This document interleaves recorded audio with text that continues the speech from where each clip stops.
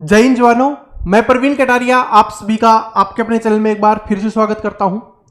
दोस्तों, जो SSC GD के लिए हमारा एसएससी जीडी कांस्टेबल के लिए 30 दिन के लिए 30 क्लासेज हमारी चल रही थी, जिसमें हम कर रहे हैं 30 प्रीवियस ईयर पेपर हम कर रहे हैं। और ये जो पेपर होने वाला है दोस्तों, आज हम पेपर करने वाले हैं हिंदी का।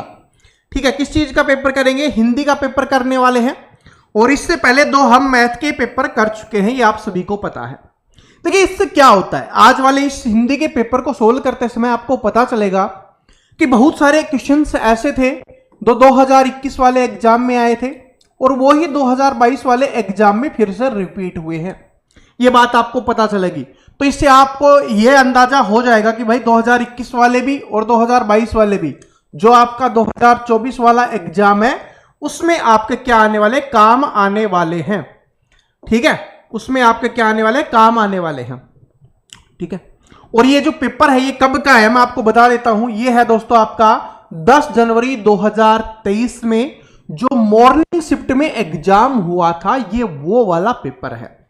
ओके, तो चलिए मोटिवेशन से इसकी शुरुआत कर लेते हैं। और वैसे तो मुझे पता है आपको मोटिवेशन की जरूरत नहीं है, आप बहुत ज्यादा मोटिवेट पहले से ही हो, लेकिन फिर से थोड़ी सी एनर्जी भर देते हैं ताकि ये वीडियो देखने के लिए आपके पास भरपूर एनर्जी हो और आप इस वीडियो से बहुत कुछ सीख पाओ। देखिए क्या है कि बिना लक्ष्य की दौड़ गति है, बिना लक्ष्य की दौड़ गति है और लक्ष्य के साथ वाली दौड़ प्रगति है। ठीक है, ये तो सिर्फ गति है, बिना लक्ष्य के दौड़ रहे हो। ठीक है, तो उससे तो क्या गति है भाई, वो कहीं पे भी जा सकती है। ठीक है, लेकिन जब आपने अपना लक्ष्य बना लिया तो उससे आपकी प्रगति होगी, यानी आपको सफलता मिलेगी। और अभी हम सभी का लक्ष्य क्या है? हम सभी का लक्ष्य है कि हमें एसएससी जीडी में सिलेक्शन लेकर फौज की खाकी वर्दी पहनना ही हमारा सभी का लक्ष्य है। ठीक है, काफी मोटिवेशन आ गया। तो अब देखना, और एक बात बता देता हूं, इसमें 20 क्वेश्चंस होते हैं। आपको पता है कितने हैं? 20 क्वेश्चंस होते हैं। तो मैं देखता हूं कि कितने स्टूडेंट ऐसे हैं जो 15 प्लस स्कोर अभी कर पा रहे हैं। देखिए, धीरे धीरे स्कोर तो आपका बढ़ेगा, लेकिन कमेंट जरूर करना कि आपका कितना स्कोर हुआ है। जरूरी नहीं कि 15 प्लस ही हो, चाहे आपका 10 भी हो, 12 भी हो, कितना भी हो, कमेंट सेक्शन में जरूर बताना। ठीक है, इससे आपको खुद को आइडिया लगेगा कि हाँ, मैं धीरे धीरे इंप्रूव कर रहा हूं या नहीं कर रहा। तो चलिए, पहला क्वेश्चन आपकी स्क्रीन पे दिखाई दे रहा है और पहले क्वेश्चन पे चलते हैं हम। यहां पर देख सकते हो, अगर आप और डिटेल देखना चाहते हो तो ये देख लेना भाई। ठीक है, यहां पर मैंने टाइम वगैरह भी लगा दिया है, सब कुछ। और आपको ये भी पता है कि भाई 1 घंटे का एग्जाम होता है, सिर्फ 60 मिनट का एग्जाम होता है। ओके, क्वेश्चन आपकी स्क्रीन पे है। देखे क्या है कि पेड़ बढ़ता गया। क्या है? पेड़ बढ़ता गया। इस वाक्य में प्रयुक्त संयुक्त क्रिया का नाम बताइए। तो आपको बताना है क्रिया। देखिए, मैं एक चीज बताता हूं आपको, ध्यान से समझना।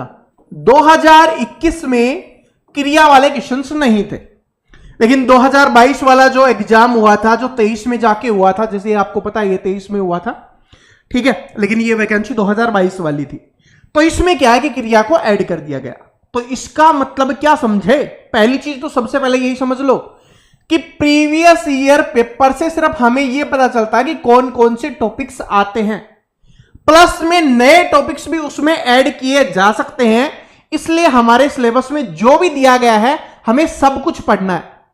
हो सकता है कि 2021 में नहीं आया, जो 2022 में नहीं आया वो 2024 में आ जाए। ठीक है, तो पूरी तरीके से हिंदी पढ़नी है। पहले अभी इस पेपर पे फोकस करते हैं। तो इसमें आपको बताइए कि कौन सा है। तो पेड़ बढ़ता गया, आपको क्या जानते हो?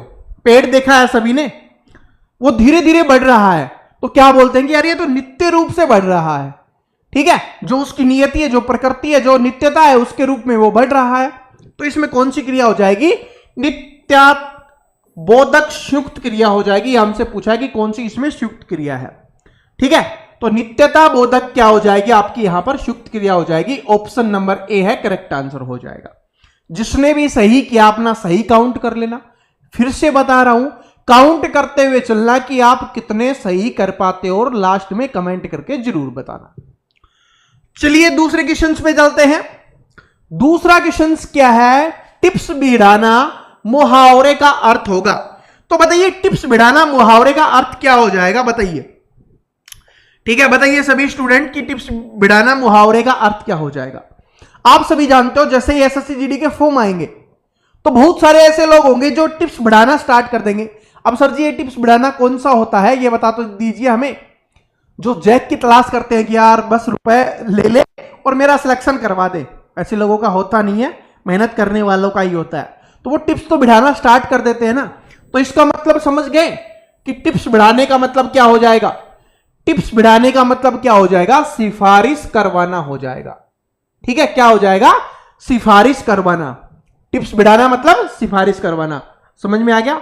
और मुझे आशा है दूसरी चीज क्या है, अगर मान लो आपको याद ना हो, देखिए बहुत सारे ऐसे मुहावरे होते हैं जो हमने पढ़े होते हैं, लेकिन कुछ ऐसे होते हैं जो हमने नहीं पढ़े होते, ठीक है, और वो एग्जाम्स में आ जाते हैं, क्योंकि एग्जाम में हर बार नए क्वेश्चंस बनते हैं। ये बात आप मानते हो, ठीक है। अब देखो टिप्स बढ़ाना, अक्कल लगाना। अब जो कोई आदमी अक्कल लगाएगा वो टिप्स नहीं बढ़ाएगा, ठीक है। अरे अक्कल ही लगा रहा है तो वो टिप्स नहीं बढ़ाएगा, तो इसका मतलब ये आंसर तो नहीं हो सकता इसका। ऑप्शन से देख रहे हैं, ठीक है। ऐसे ही सीखेंगे हम, धीरे धीरे सीखेंगे, पेपर तक सीख जाएंगे। नई योजना बनाना, जो टिप्स बढ़ा रहा है वो योजना नहीं बढ़ाएगा, ठीक है। लोगों को आपस में लड़वाना, यहां पर टिप्स बढ़ाने की बात ही नहीं है। तो कौन सा बच गया, सिफारिश करवाना। ओके, चलो अगले क्वेश्चन पे चलते हैं कि इस वाक्य के रिक्त स्थान पर रेखा अंकित शब्द का उपयुक्त विलोम शब्द कौन सा होगा। तो सबसे पहली चीज इससे हमें क्या पता चल रहा है कि जो विलोम शब्द है इससे क्वेश्चन पेपर में आते हैं, तो इसका मतलब है कि हमें विलोम शब्द याद करने पड़ेंगे। और विलोम शब्द क्या होते हैं, विलोम शब्द को ही विपरीतार्थक शब्द बोला जाता है। क्या बोला जाता है, विपरीतार्थक शब्द बोल दे या विलोम शब्द बोल दे, दोनों का मतलब एक ही होता है। और सिंपल भाषा में इसको क्या बोला जाता है कि इसका उल्टा बताना होता है।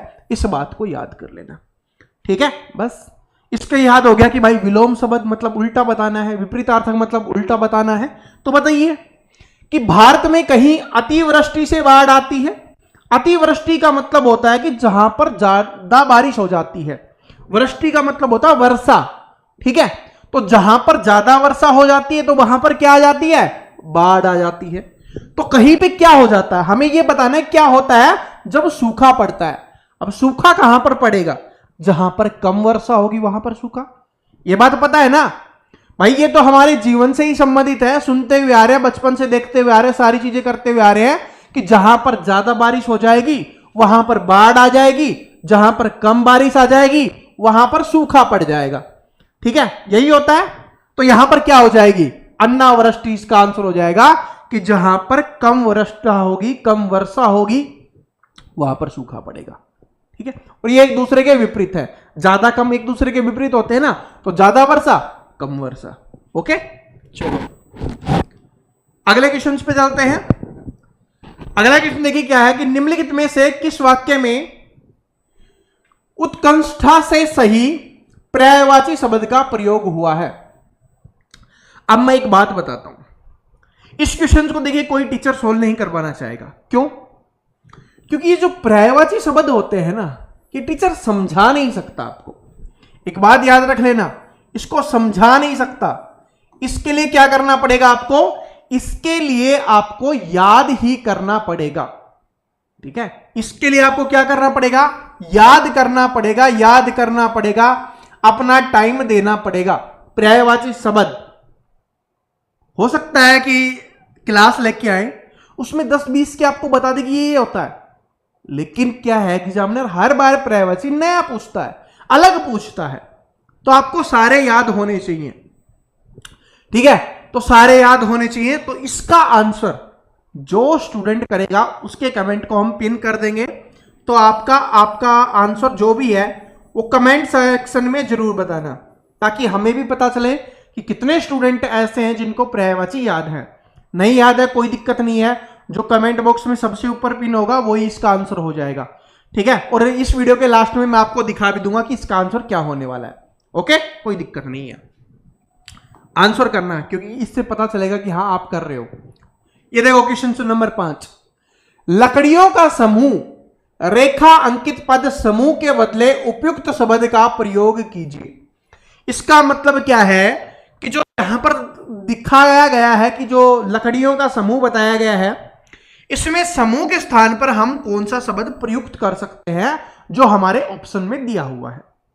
अब देखिए लकड़ियों का समूह का मतलब क्या होता है। अब लकड़ियों का समूह मतलब, समूह का मतलब होता है जहां पर ज्यादा एक से दो से चीजें ज्यादा इकट्ठी हो उसको समूह बोला जाता है। ठीक है, तो आप देखिए क्या है भाई, लकड़ियों का क्या होता है, गठरी होता है ना, बचपन से पढ़ते हुए आ रहे हैं। ठीक है, लकड़े हारे की कहानी पढ़ते आ रहे हैं तो कि वो लकड़ियों का गट्ठर लेके चलता था। एक बूढ़ी माई की कहानी पढ़ते हुए आ रहे हैं, वो लकड़ियों का गट्ठर लेके आती थी। ये पढ़ते हुए आ रहे हैं तो क्या हो जाएगा, गट्ठर। और वैसे भी अगर याद ना हो, पता ना हो, तब कैसे करेंगे। अब इसको छोड़िए, तो आंसर हो गया। अब रेवड़, अब देखिए आपको पता है कि लकड़ियों का रेवड़ नहीं होता। रेवड़ किसके लिए यूज करते हैं, रेवड़ हम यूज करते हैं पशुओं, जिसमें पशु ज्यादा इकट्ठे होते हैं। जैसे भैंस है, ठीक है, कि भैंस का रेवड़ है, उसी तरीके से बकरियों का रेवड़ होता है, आपने भी देखा होगा, भेड़ का रेवड़ होता है। ठीक है, तो इस तरीके से जो इकट्ठा होता है ना पशु, तो उसको रेवड़ बोला जाता है। ये भी याद रख लेना, एग्जाम में आता है। ये आ गया इस बार, हो सकता है 2024 में आपसे ये पूछ ले, बकरी के बारे में पूछ ले आपसे, भेड़ के बारे में पूछ ले, तो उसके समूह को क्या बोला जाएगा, रेवड़ बोला जाएगा। ओके, उसके बाद ढेर है। अब ढेर का मतलब होता है इकट्ठा करना किसी चीज को। ठीक है, जो इकट्ठा होता है, जैसे कूड़े का ढेर हो गया, कचरे का ढेर हो गया, तो उसके लिए हम किसका यूज करते हैं, ढेर का यूज करते हैं। ओके, टुकड़ा क्या है भाई, समूह नहीं होगा। टुकड़े का मतलब होता है हिस्सा। टुकड़े का मतलब क्या होता है, किसी भी चीज का हिस्सा। ओके, समूह तो होगा ही नहीं, जब हिस्सा ही है तो छोटा सा खुद ही है पहले, वो तो समूह बन ही नहीं सकता, तो ये भी आंसर नहीं हो सकता। समझ में आ गया, तो ऐसे अपने को करना है। क्वेश्चन नंबर 6 पे चलिए, और देखिए साथ में आंसर देते हुए चलना है। मैं आपको चीजें बता तो रहा हूं, लेकिन आपको भी साथ में आंसर देते हुए चलना है, तभी आपको पता चल पाएगा। ये वाला देखो, अगला क्वेश्चन क्या है कि निम्नलिखित वाक्य के किस खंड में त्रुटि है, बताओ किस में त्रुटि है। और मैं आपको एक बात बता देता हूं, ये क्वेश्चन है वो 2021 में भी आया था और ये 2022 में भी आया था। ठीक है, 22 वाला जो एग्जाम 23 में हुआ था ना, 22-23, उसमें भी आया था ये, और आया था मतलब ये दिखा रहा है, पेपर का ही क्वेश्चन से आपको करवा रहा हूं। बताइए कि जीवन और साहित्य का घोर संबंध है। तो इसमें मैंने पिछली बार ही समझा दिया था, तो जिनने पढ़ा था अच्छी बात है, नहीं पढ़ा तो अब कर दो आंसर कि जीवन और साहित्य का संबंध है। ये घोर लगाने की आवश्यकता ही नहीं है, तो इसका मतलब ये त्रुटि है। त्रुटि कौन सी हो जाएगी, ये वाली त्रुटि हो जाएगी। ठीक है, जीवन और साहित्य का अटूट संबंध रहा है हमेशा से। ठीक है, तो जो साहित्य है ना, वो हमारे जीवन पे बहुत ज्यादा प्रभाव डालते हैं। देखिए क्वेश्चन नंबर 7 क्या है कि दिए गए शब्दों में से उचित शब्द का वाक्य पूर्ण करें। तो करिए कि वैद्य जी खालिस्तान देखकर इलाज करते हैं। तो जो वैद्य जी होते हैं वो क्या देखकर इलाज करते हैं, बताइए। वैद्य जी, अरे आपने गांव में देखा होगा ना, अभी तो नहीं है, बहुत कम है अब तो, लेकिन पहले गांव में बहुत ज्यादा वैद्य जी हुआ करते थे। ठीक है, वो यहां पर पकड़ते थे, नाड़ी पकड़ के बता दिया करते थे कि क्या बीमारी है। ठीक है, मैं आपको एक कहानी बताऊं तो उसमें क्या हुआ था कि बचपन की बात है। ठीक है, मेरे साथ छोटा भाई गया था, तो वैद्य जी ने हाथ पकड़ के बताया था कि भाई आज तूने लड्डू खाया है, इस वजह से तेरी तबीयत खराब हो गई। ठीक है, तो वो इतने तेज हुआ करते थे। ठीक है, अब तो डॉक्टर आ गए हैं, लेकिन वैद्य जी हुआ करते थे। तो वैद्य जी क्या देखकर इलाज करते हैं, मैंने आपको बता दिया था, नाड़ी। क्या देखकर इलाज करते हैं, नाड़ी देख के बता देते हैं वो कि क्या बीमारी है और किस वजह से हुई है, ये भी बता देते हैं। ठीक है, बहुत ज्यादा ज्ञानी हुआ करते हैं भाई। ठीक है, अब तो एक कम हो गए। ठीक है, पता होगा आपको, और नहीं पता तो अपने माता पिता से पूछ लेना, उनको जरूर पता होगा। ठीक है भाई, 90s में तो थे, अगर आप 90s के बाद के हो तो कोई बात नहीं, आप डॉक्टर समझ लो कि डॉक्टर है, वो नाड़ी पकड़ता है, ऐसे देखते हैं, डॉक्टर भी देखते होंगे बस। सरस्वती का पर्यायवाची शब्द से वाक्य की पूर्ति कीजिए। तो सबसे पहले इसका आंसर करने से पहले आपको सरस्वती के पर्यायवाची पता होना चाहिए, तभी आप आंसर कर पाओगे। क्या है, प्रातःकाल खालिस्तान का स्रोत पढ़िए। बताइए सरस्वती क्या होती है, जानते हो ना, जो विद्या होती है, जो पढ़ाई होती है, उसी को सरस्वती बोला जाता है। ठीक है, विद्या की देवी, पढ़ाई की देवी माता सरस्वती को ही बोला जाता है, माना जाता है, आपको पता है। तो क्या हो जाएगा, शारदा हो जाएगा। क्या हो जाएगा, शारदा। कि प्रातःकाल शारदा का स्त्रोत पढ़िए, यानी पढ़ाई का जो भी स्त्रोत होता है, जो ज्ञान का स्त्रोत होता है, उसको आपको पढ़ना चाहिए। जो स्टूडेंट बोलते हैं ना सर जी मेरे को ये सब्जेक्ट समझ में नहीं आता, मुझे याद नहीं होता, मुझे इसके क्वेश्चन सोल्व नहीं होते, आप सुबह जब भी उठो, ठीक है, वो टाइम टेबल आपका है, लेकिन सुबह जब भी उठो सबसे पहले उसको पढ़ो, क्योंकि सुबह माता सरस्वती है वो आपको याद करने की शक्ति ज्यादा देती है, क्योंकि दिमाग जो माइंड है ना वो बिल्कुल फ्री होता है, बिल्कुल खाली होता है, नई चीज डालने के लिए तैयार रहता है। ठीक है, दिन में तो बहुत सारी चीजें हम कर लेते हैं, पहले से ही वो भर जाता है, ठीक है, स्टोरेज है वो फुल हो जाती है पहले से ही। तो सुबह सुबह स्टोरेज में अच्छी चीजें डाल लिया करो। ओके, चलो अगला क्वेश्चन क्या है कि वह व्यक्ति जो विद्यार्थियों को पढ़ाने का कार्य करता है, वाक्यांश के लिए सार्थक शब्द क्या होगा। मैं आपको पढ़ाने का काम कर रहा हूं ना, तो आप क्या बोलोगे मुझे, ठीक है, यूट्यूबर मत बोल देना, ठीक है, बहुत बुरा लगेगा, यूट्यूबर मत बोल देना, बहुत बुरा लगेगा कि सर जी हम तो यूट्यूब पे देख रहे हैं तो आप यूट्यूबर हो, नहीं, ठीक है। जो पढ़ाने वाला होता है ना, जो विद्यार्थियों को पढ़ाता है, उसको क्या बोला जाएगा, उसको शिक्षक बोला जाएगा। क्या बोला जाता है, शिक्षक बोला जाता है, टीचर, अध्यापक, ठीक है। यहां पर शिक्षक हो सकता है, अध्यापक हो सकता है, ठीक है, टीचर भी लिख के दे देता है भाई, लेकिन हिंदी है तो टीचर लिख के नहीं देता, ठीक है, बहुत कम चांस है। विद्यार्थी तो क्या हो जाएगा, पढ़ने वाला। शिक्षार्थी क्या होता है, शिक्षा ग्रहण करने वाला। छात्र क्या होता है, ये भी पढ़ने वाला, ठीक है, ये भी याद रख लेना, पता होना चाहिए, क्योंकि एग्जाम में आ जाएगा शिक्षार्थी। बहुत सारे स्टूडेंट को नहीं पता होता शिक्षार्थी क्या होता है। छात्र तो आपने पढ़ा होता है, सुना होता है, विद्यार्थी भी आपने सुना होता है कि आप विद्यार्थी हो, आपको पता था, लेकिन शिक्षार्थी नहीं पता होता, ठीक है।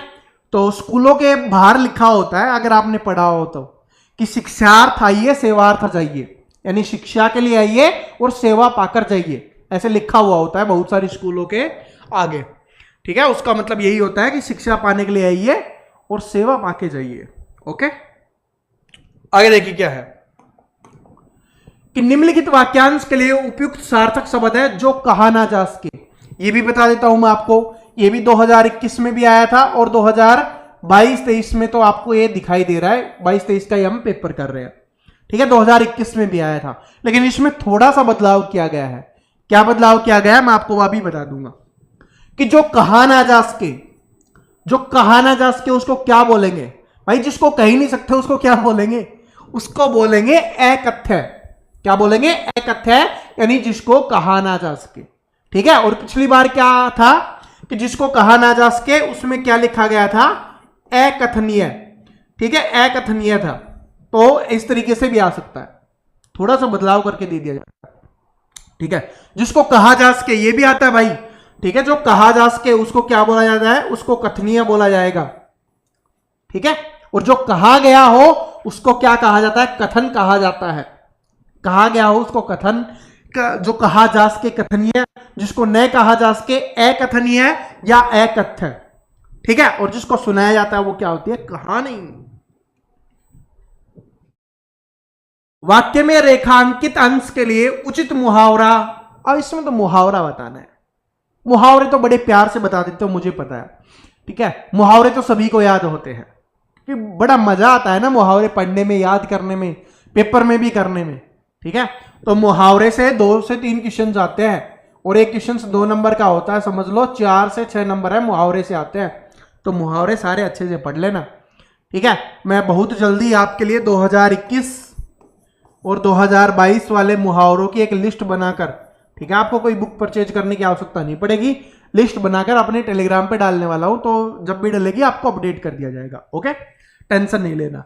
तो बताओ तुम किस काम के हो, तो बस अपने को क्या बताना है, इसका किस काम के हो। अरे बोला जाता है ना, घर वाले भी बोल देते हैं आपको, जब आप पढ़ाई नहीं कर रहे होते, जब आपका सिलेक्शन नहीं होता, ठीक है, किसी एग्जाम में सिलेक्शन नहीं हो रहा होता, तब बोलते हैं अरे तू किस काम का है, ना तू पढ़ाई करता है, ना घर का काम करता है, ना कमाता है, तू किस काम का है ये तो बता दे। तो उसका मतलब क्या होता है, कोल्लू का बैल नहीं। कोल्लू का बैल कौन होता है, काम करने वाला, जो बहुत ज्यादा काम करता है उसको बोला जाता है कोल्लू का बैल। तो ठीक है, कूप मंडूक ये भी नहीं होता, ये यानी कि कुएं का मेंढक, ये भी नहीं होगा। किस मर्ज की दवा, इसका मतलब है किस मर्ज की दवा है तू, अरे कुछ तो कर ले, ये तो बता दे किस काम आएगा हमारे। ठीक है, घर वाले बोलते हैं ना, अरे किस काम आएगा, ना तू घर का काम करता है, ना बाहर का काम करता है, ना पढ़ता है, ना और जॉब करता है, किस काम आएगा, तो उसको बोला जाता है किस मर्ज की दवा। कोड में खास ये नहीं होगा। ठीक है, तो ऑप्शन नंबर सी है करेक्ट आंसर हो जाएगा। जिसने भी ऑप्शन नंबर सी किया है उसका बिल्कुल सही है ये। ठीक है, आगे चलिए। क्वेश्चन नंबर 12 है, शरीर का कोई भाग वाक्यांश के लिए उचित बताइए। देखिए भाई, आप देख रहे होगे कि जो वाक्यांश है ना, इससे 3 से 4 क्वेश्चन आ रहे हैं। तो 3 से 4 क्वेश्चन मतलब 6 से 8 नंबर। ओके, तो मोटिवेट हो जाओ इन चीजों से कि भाई मुहावरे आ रहे हैं, सबसे आसान होता है याद करना, स्कोर करना। वाक्यांश है, समझना है और इनको सोल्व करना बहुत आसान होता है, तो इनको आप अच्छे से पढ़ लो। ठीक है, तो अब बताओ कि शरीर का कोई भाग, तो शरीर के कोई भाग को क्या बोला जाएगा, इसको बोला जाएगा option number A correct answer हो जाएगा, अवयव बोला जाएगा इसको। ठीक है, आगे चलते हैं अगले क्वेश्चन पे। देखिए कि करण खान ने बीच मिठाई लाया, उपयुक्त वाक्य में कारक संबंधी त्रुटि पहचान कर निम्नलिखित में से शुद्ध वाक्य चुनिए। इसका मतलब है कि जो लिखा गया है कि करण खान ने बीच मिठाई लाया, तो इसमें कौन सी त्रुटि है, और जो त्रुटि है उसको पहचान के सही करके इन 4 ऑप्शंस में बताना है कौन सा सही है। अब इसको पढ़ने में मजा नहीं आ रहा। ठीक है, मैं एक सिंपल तरीके से आपको बताता हूं, हमेशा एक ही बात बोलता हूं कि जब पढ़ने में मजा नहीं आ रहा ना, तो इसका मतलब वो गलत है। क्योंकि ऐसे नहीं आता कि जो हमने कभी नहीं पढ़ा हो ऐसे क्वेश्चन हिंदी में पूछता है। हिंदी बहुत आसान आती है, जो हमने जीवन में पढ़ा होता है, जिससे हम रिलेट कर पाते हैं, वही आपसे पूछ रहा होता है।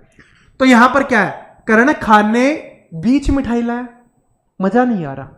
करण खाने साथ मिठाई लाया, खाने के साथ होता है ना, तब सही हो सकता था, तो ये गलत हो जाएगा। यहां पर क्या होता है ना कि करण खाने के साथ मिठाई लाया, ओके ठीक बात है भाई, खाना भी लाया साथ में मिठाई लाया, कोई दिक्कत नहीं है। करण खाने की मिठाई लाया, अरे खाने की मिठाई की बात नहीं हो रही, खाना और मिठाई दोनों की बात हो रही है, तो इसका मतलब खाने की मिठाई नहीं, तो ये भी नहीं होगा। करण खाने बाद मिठाई लाया, ये तो वैसे ही गलत है, ये भी है। करण खाने के लिए मिठाई लाया, अब सही है, करण है वो खाने के लिए मिठाई लेके आया है। ठीक है, अब बोलोगे सर जी खाने की मिठाई और खाने के लिए मिठाई में क्या फर्क है? भाई मिठाई में कोई फर्क नहीं है, मिठाई अपनी मीठी है, लेकिन अपने को जो त्रुटि है उसको पहचान कर सही लिखना है कि जिसको बोलने में सुनने में मजा आए, वही है। ग्रामर छोड़ो, ठीक है, वो तो ग्रामर वाली क्लास में सीखते हैं। इसमें पेपर कैसे सोल्व करते हैं, बिना ग्रामर आती है जिसको कुछ नहीं आता, जो बस अपने को स्कोर करना है, सिंपल सी बात है। ठीक है, टीचर नहीं बनना आपको हिंदी का, तो ये ओके, कोई दिक्कत नहीं है इसमें। चलो अगला क्वेश्चन देखिए क्या है। सुनैना खाना खा रही है, ओके, तो उपरोक्त वाक्य का भाववाच्य में रूपांतरण होगा। अब इसमें भाववाच्य में रूपांतरण करना है कि यानी कि अपना भाव स्पष्ट होना चाहिए, भाव आना चाहिए। ठीक है, यानी भावनाएं आनी चाहिए जिसको पढ़ के। सुनैना खाना खा रही थी, इसमें क्या भाव है भाई, खाना खा रही थी, ठीक है, इसमें है सुनैना खाना खा रही है। ओके, अभी खाना खा रही है, तब उसको देख के आपको जो भाव आया ना वो बताना है। खाना खा रही थी ये भाव थोड़ी ना होगा, तो ये नहीं होगा। सुनैना खाना नहीं खा रही, अरे भाई खा तो रही है, ये तो बोला ही है। नहीं खा रही तो ये भी नहीं है, तो कौन सा बच गया, जो बच गया वही आपका आंसर हो जाएगा। ठीक है, भाव भी आपका प्रकट हो रहा है। आगे चलिए, ये वाला देखिए क्या है। ठीक है, ये वाला देखिए कि देखिए मैं एक चीज बताता हूं, अगर आप इसको समझ लेते हो और सोल्व कर लेते हो ना, तो यहां से 5 क्वेश्चन आते हैं। ठीक है, और एक क्वेश्चन आप सभी जानते हो 2 नंबर का होता है, तो 10 नंबर हैं वो आपके यहां से पक्के हो सकते हैं, इस बात को नोट कर लेना। ठीक है, 10 नंबर है वो आपके यहां से पक्के हो सकते हैं, इस बात को नोट कर लेना आप सभी। ओके जी, अब देखो, चलो देखिए इसमें बताइए क्या है। पढ़िए, पहले अच्छे से पढ़ेंगे तभी सोल्व होगा, बस प्यार से पढ़ लो सोल्व हो जाएगा।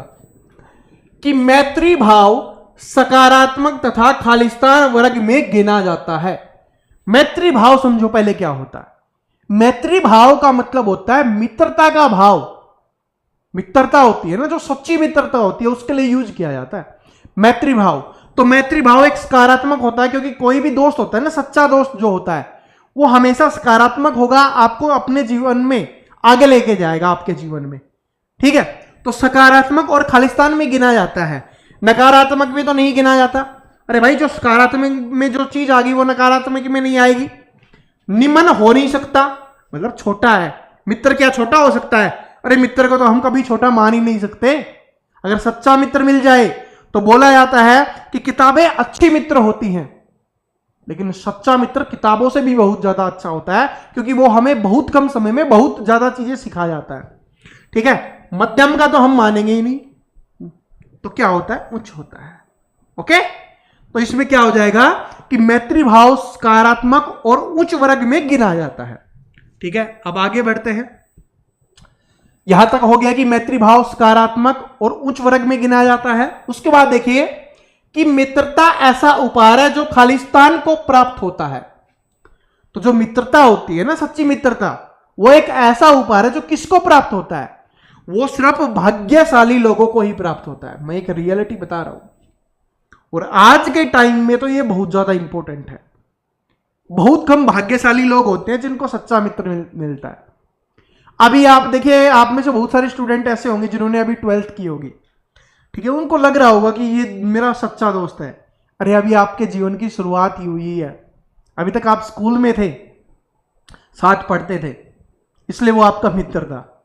जैसे जैसे जीवन में आगे बढ़ोगे तब आपको पता चलेगा कि कौन आपका सच्चा मित्र है, कौन आपका जीवन में साथ देता है।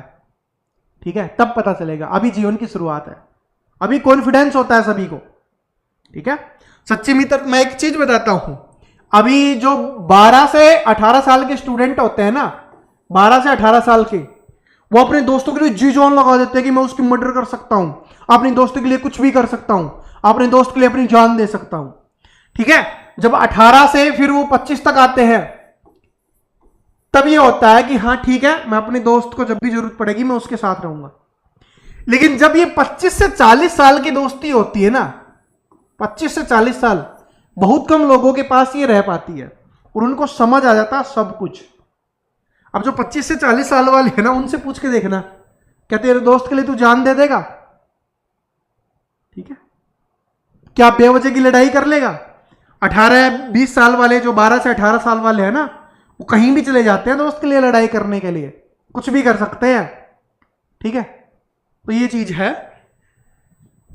तो जो सच्ची मित्रता है ना, वो किसको मिलती है? भाग्यशाली लोगों को मिलती है। ठीक है, आप में से बहुत कम होंगे। अभी लग रहा होगा कि हम हैं, लेकिन जैसे जैसे जीवन में आगे बढ़ोगे ना, क्योंकि ये एक ऐसा रिश्ता होता है जो हम खुद बनाते हैं। ठीक है, बाकी रिश्ते तो हमें बने बनाए मिलते हैं, यही एक रिश्ता होता है जिसको हम खुद बनाते हैं। देखो आगे क्या है। आगे क्या है कि सच्चा मित्र वही होता है जिसके कारण हमें कभी भी खालिस्तान ना हो। तो सच्चा मित्र कौन सा होता है? सच्चा मित्र वही होता है जिसकी वजह से हमें कभी भी पश्चाताप ना हो, यानी कभी भी हमें पछताना ना पड़े, कभी भी हमें जीवन में ये ना बोलना पड़े कि यार वो मेरा मित्र था, उसकी वजह से मेरा ऐसा हो गया, उसकी वजह से ये चीज हो गई, ये आपको कभी भी बोलना ना पड़े। ठीक है, तो वही सच्चा मित्र होता है, क्योंकि खुशी है वो सच्चे मित्र से मिलेगी भाई। ठीक है, भलाई है वो सच्चा मित्र करेगा, उत्साह, एनर्जी, जोश ये उससे मिलेगा, लेकिन उसी से कभी भी पश्चाताप नहीं मिलेगा, कि आपको पछताना नहीं पड़ेगा। इसका मतलब वो क्या होता है? पछताना। ठीक है, तो अभी आपको कभी भी पछताना नहीं पड़ेगा कि यार मैंने उसको दोस्त नहीं बनाया होता। अरे सच्चा है तो वो सही में निकलेगा। ठीक है, आपको जीवन में आगे ले जाएगा, नीचे नहीं लेके जाएगा। आगे देख क्या है कि जब भी हमारी कोई आदत होती है जिससे दूसरों को परेशानी होती है, तो ऐसी आदत में ही भलाई है। तो ऐसी आदत को क्या करने में भलाई है, ये बताओ भाई। कोई ऐसी हमारी आदत है जिससे क्या हो रहा है, दूसरे लोगों को, सभी को परेशानी हो रही है। आपको तो लगता है क्योंकि जिसकी आदत होती है तो उसको तो कोई दिक्कत नहीं होती, लेकिन उसके अलावा बाकी जितने भी लोग हैं जो दूसरे हैं, उसके अलावा सभी को परेशानी होती है। तो उस आदत का क्या करना चाहिए? तो उस आदत को क्या करना चाहिए? छोड़ने में ही भलाई है। ठीक है, तो जो भी ऐसी बुरी आदत होती है उसको छोड़ने में भलाई है। ठीक है भाई, जिससे सभी को मान लो एक दो को प्रॉब्लम हो तो वो तो वैसे भी हो सकती है, लेकिन सारे जितने भी हैं सभी को प्रॉब्लम हो रही है, इसका मतलब फिर तो वो आदत ही गलत है। ठीक है, तो उस आदत को छोड़ने में ही क्या है, आपकी भलाई है। ओके, आगे चलिए। तो ऐसी आदत को छोड़ने में ही भलाई है। मनुष्य तो खालिस्तान प्राणी है, ये डायरेक्ट भी आया था। ये 2021 की बात करें, 2021 में ये रिक्त स्थान पूर्ति में आया था। ठीक है, अब तो ये 5 वाले में आया, पहले सिर्फ 1 वाले क्वेश्चन में आया था। ठीक है, तो मनुष्य तो खालिस्तान प्राणी है। तो मनुष्य कैसा प्राणी है? मनुष्य यहां पर हो जाएगा एक सामाजिक प्राणी है। क्या हो जाएगा? मनुष्य सामाजिक प्राणी है, भयानक नहीं है, परेशान नहीं है। ठीक है, दिखावा प्राणी नहीं है। भाई ये सारी चीजें होती हैं, एक हिस्सा होती हैं, लेकिन मनुष्य क्या है? एक सामाजिक प्राणी है। ठीक है, तो दोस्तों यहां पर ये आपके पेपर के 20 के 20 क्वेश्चन समाप्त होते हैं। कमेंट करके जरूर बताना कि इसमें से आपके कितने क्वेश्चन सही हुए हैं। मैं अपना काम कर रहा हूं, इसके अलावा ये जितने भी काम हैं ये आपके काम हैं। अगर आपको मेरी क्लास अच्छी लगती है तो ये सारे काम आप कर देना, नहीं अच्छी लगती तो मत करना। ठीक है, और ये सारे काम कर देना अगर अच्छी लगी है तो। और लेकिन कमेंट करके जरूर बताना कि आपको ये वीडियो कैसा लगा, कितने क्वेश्चंस आपने सही किए। ठीक है, और कल ये डेली आएगा। डेली है, जो नए स्टूडेंट है मैं आपको बता देता हूं, डेली हम प्रीवियस ईयर पेपर कर रहे हैं और डेली 11 AM पे आपके लिए वीडियो अपलोड हो जाता है। तो किसी भी दिन मिस मत करना। 30 दिन के बाद देखना, ये 30 दिन आ रहा है ना, 30 दिन के बाद देखना आप कितने आगे निकल चुके होगे जो आपकी अभी तैयारी है उससे। ठीक है, मैथ का जो डर है वो आपका मिट रहा होगा, हिंदी में आप चीजें सीख रहे होगे। ठीक है, तो मिलते हैं अगले वीडियो में। तब तक हंसते रहिए, मुस्कुराते रहिए, पढ़ते रहिए। Thank you so much, all the best.